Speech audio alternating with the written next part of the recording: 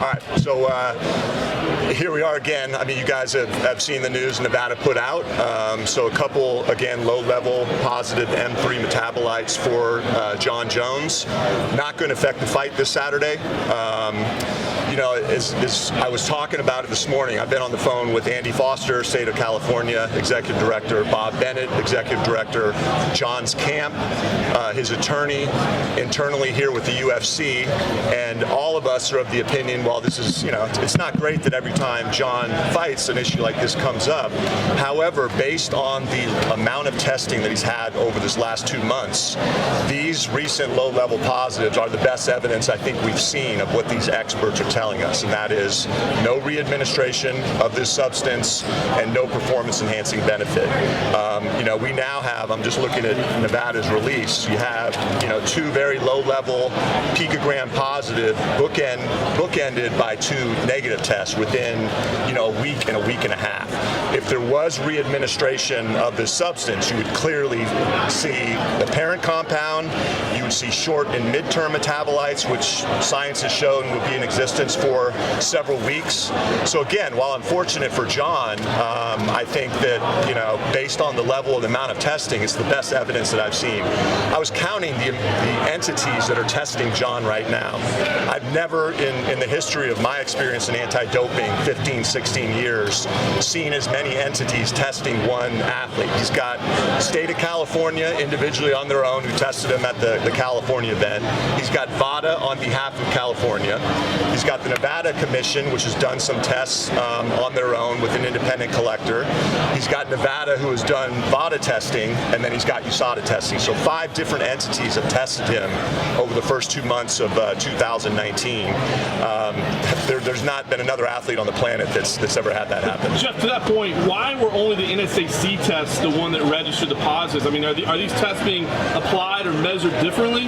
No, I mean, well, the reality is, while you have different entities doing the collecting, they're all going to the same laboratory, Smyrtle, Salt Lake City testing laboratory. They go to that laboratory with just a number, so there's nobody at the laboratory that knows that they're looking at John Jones's sample.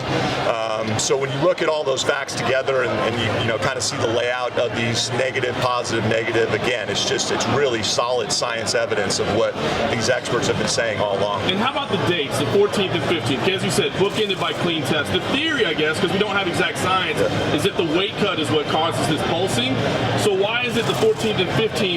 What's the theory there as to why those show up and then afterwards it's not? It's a good question. I just got off the phone with John's camp, and who told me that period of time was when he was peaking in his training. So, you know, typically a fighter getting ready for a fight will, you know, gradually increase that intensity, peak, and then maybe a couple weeks out, taper off so that they're, you know, fresh for the fight. And that was right in the heart of when John, what his camp has told me, was peaking in his training for this fight. And just one last question for me. I guess this is also kind of theory, but how long do we expect to keep seeing these results? Because I think people are concerned. I mean, is this a year, 2 years, 5 years, his career? How long do we expect to keep seeing these? That's the million-dollar question. I don't think science knows right now. But again, as I've stated publicly, John's not the only athlete that this is happening to, not the only UFC athlete, and then certainly there's athletes that I've talked to, other sports entities, professional sports leagues, that have had it happen to them too.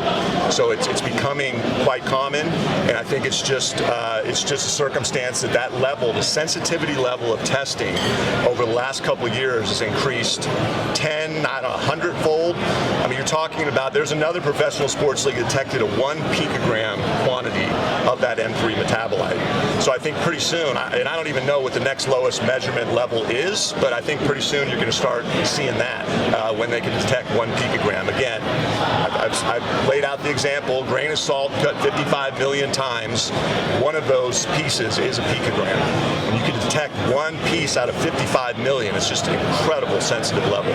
So just to be as clear as we can here, because John has been tested so many times, I think 9 times since the fight, so almost once per week, if he were taking anything actively, it would have shown up in one of those tests because he's being tested so often. Is that not correct? Correct. That's what every expert's telling me. And if you look back at the Rodchenko paper, the one guy that actually studied this and identified these compounds, he's identified short and midterm metabolites that would be around for 2 to 3 weeks. And now, throughout these 2 months, I don't think a week has gone by when he hasn't been tested.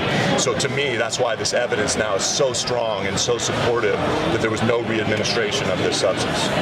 Why was there a 10-month lull for USADA to test John while he was suspended? So we're talking back, a year and a half ago. Yeah, that's an interesting, good question. So I think the first thing to note is, while you're right, there was, a gap when he wasn't tested. John didn't know that. John was still subject to testing. The UFC didn't know that. Nobody called him and said, you're not going to be tested for this period of time. USADA doesn't necessarily share that. Well, they don't share with the UFC their, testing plans or protocol. For good reason, in case anyone at the UFC could have, a favor or something. This is why the independence of this program is so important. There's no possibility that anybody could tip off a fighter for when they're going to be tested. So, that would be a better question directed to USADA. My guess would be they knew he was going to be suspended for a relatively long period of time. And, the reality is we only have a limited amount of tests. And are you going to devote, a lot of testing to someone who's not going to be fighting for a while? And, with the plan of, hey, let's start, 6 or 7 months out really testing heavily. I'm guessing that was their plan, but that would be a better question directed at them. Is that an incredible flaw in the program, though?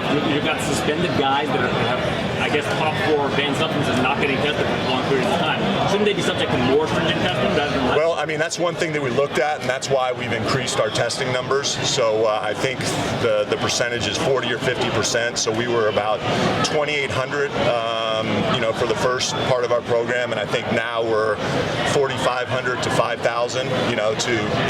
Hindsight's 20/20, but yeah, I think going forward, certainly we've expressed to them that just what you're saying. Hey, when someone's out on suspension, they should probably be tested pretty regularly. Yeah, I think the overall quantity is not as much the issue as seeing someone like Brock Lesnar tested once in Q1, John Jones tested twice in Q1. It just doesn't seem to make a whole lot of sense when you look at other athletes that have never had any sort of adverse testing get tested 4 or 5 times. Yeah, again, although on the other side, I'd say look at when those athletes are fighting and look at the lead up to that fight and the several months to that fight. And I think most science has shown when you use a performance-enhancing drug and stop, the returns are diminishing. And that's why under our program, an athlete who retires on his own and gets back in is required to be in there for 6 months before they can fight. So I think 6 months is that magic marker that even if you use something, if you're off of it for 6 months, science has tended to show your returns are diminishing, if any, at the end of those 6 months. So Jeff, this is over, I guess, a year and a half now that this NP long-term metabolite has been pulsing in John's system. Is there anything to be deduced about when that could have gotten in there, and also how much he could have ingested that could have kept it in his system for this period of time? It's a long time. Yeah, I don't think we know that yet, and certainly, in the lead up to this last one, he had every incentive to try to find what, contaminated supplement it was, because likely if he was able to definitively show that, there would have been mitigating circumstances and that would have decreased that sanction. He couldn't, so what that tells me is, he doesn't doesn't know or can't figure out why it happened. But yeah, all those are great questions. It's just, it is one of the strangest compounds I've ever seen, again, in my 15, 16, 17 years in anti-doping. I've never seen one like this. That initial violation in July 2017, right. At that point, everyone thought that this was something that he took relatively recently. But now, knowing what we know now, could it be something that he took in 2015 or 2014? Great point. Yep, great point. That we don't know that it immediately preceded that test. It could have been a year or two before that. There's just a ton of unknowns right now with how this metabolite acts. And again, I would remind everybody, never in the history of John's testing program has a parent compound ever been found, a short-term or a mid-term metabolite. It's always this long-term, strange-acting metabolite. Has there been any effort by John and his team, maybe USADA and you guys, to go back and look at maybe what John was taking with a supplement or something back, even going back to like 2015, 2014, before the USADA program even started, to see what was the origin of this? Yeah, I think it's safe to say that John and his team went over everything he did over the last 2 years with a fine-tooth comb, trying to find out how this happened, and has been unsuccessful to date.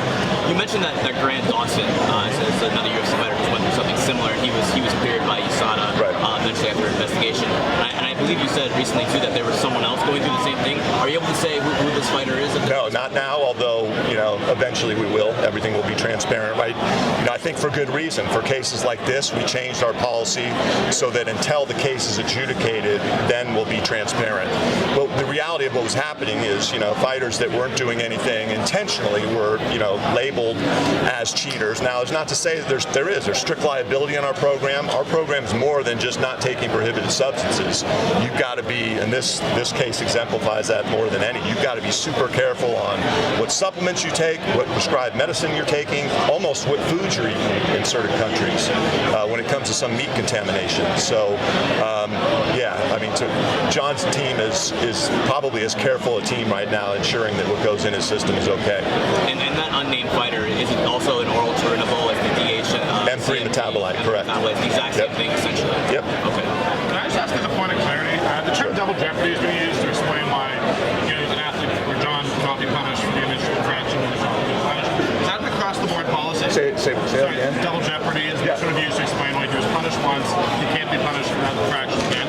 Is that an across-the-board policy? Absolutely. I mean, think about it. It makes sense. You're not going to punish an athlete 2 times for the same activity. So yes.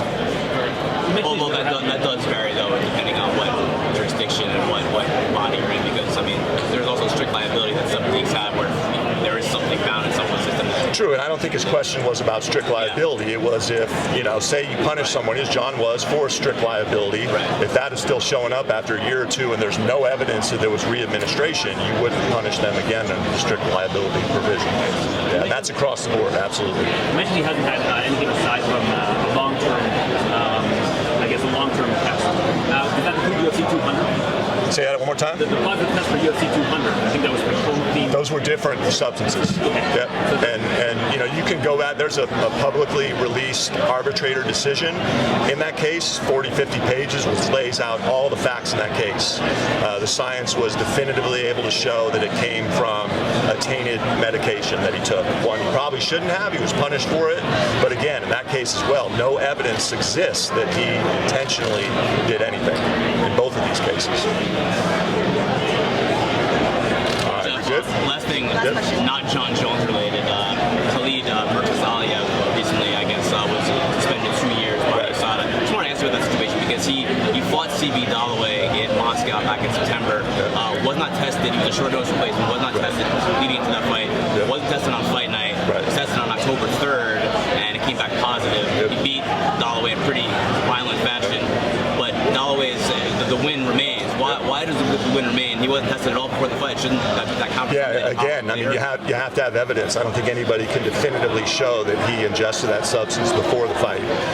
But hey, I'm in agreement with you, and I've definitely had those discussions with USADA.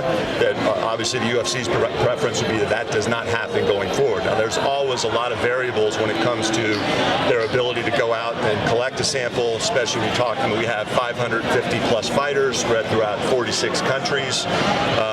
I got a picture a couple months ago from an athlete that USADA tested in a certain country that the testers literally had to walk up a 3-mile mountain to get to this guy and find him. So there's variables that often occur. I don't know necessarily they didn't attempt to, but sometimes things come up where they're unable to get a sample. Again, we definitely express to them our preference would be that new fighters, everybody's tested at least fight night, and I think our increased number of tests going forward now is going to help solve that issue to make sure that that's not happening going forward. Have you spoken to CB Dalloway since that news? We have spoken with him. Yep. He was pretty upset about it when it first happened. He actually suspected at the time that this opponent was on steroids, and ended up he was. Yeah. So is he kind of has he calmed down? Yeah, I mean, you have to talk to him. I don't know that that's the case, but I get it. Thanks, guys. All right, thanks, guys. Thanks.